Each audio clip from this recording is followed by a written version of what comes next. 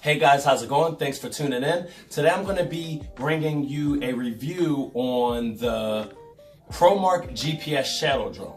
I think it's a good starter drone and it has a good price point and it has decent features that I think are really fair for what you're paying for it. So let's get right to it. I have the box here to go over some of the features. Okay.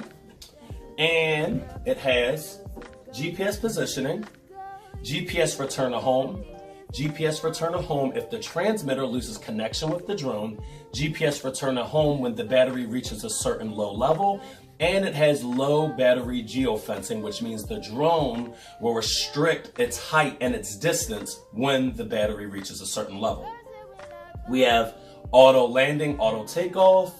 We have location hold hovering, 720p articulating camera, which means the camera does move up and down. Wi-Fi streaming, app enabled, 6-axis gyroscope, 12 minutes flight time, and follow me technology.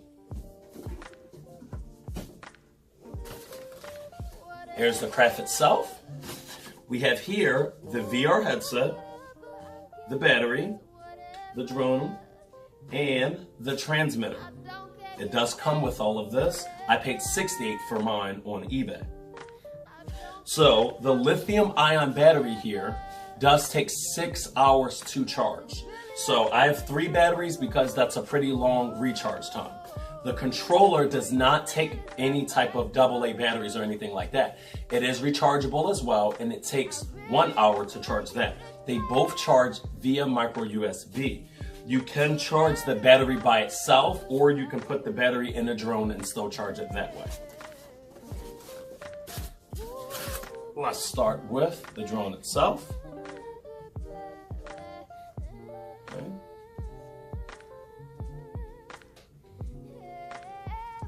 All right, so starting with this, the blue wings represent the front of the craft. So no matter where you are, you know where the head of the drone is facing because of the bright blue wings on the front. So you always know it's facing forward. So you know wherever the blue wings are pointing, if you push forward, the drone's going to go forward. And if you go back, you know it's in the opposite. If you know you're this way, you know if you go forward, the drone's going to go that way. And if it's this way, you go forward, it's going to go that way. It's to keep your orientation in the sky at all times in case you can't see the lights.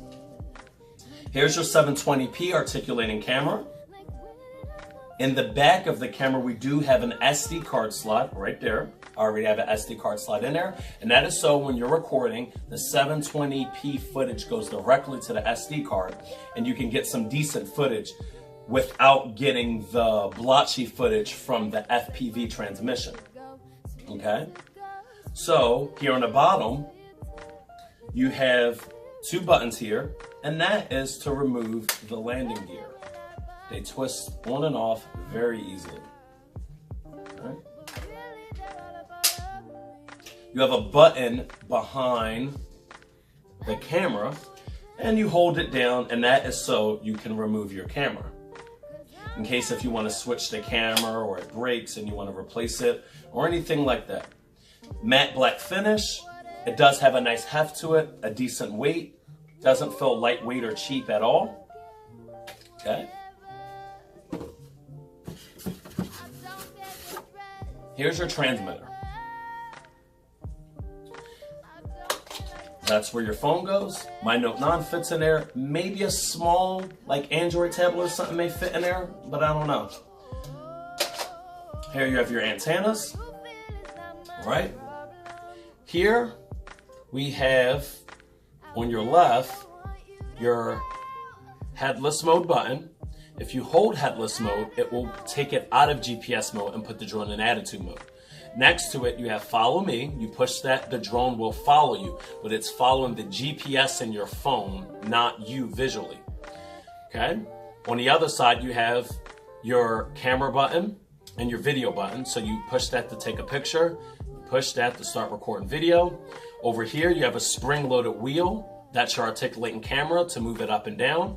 And over here, you have another spring-loaded wheel, and that is your drone speed to make it go slower or faster.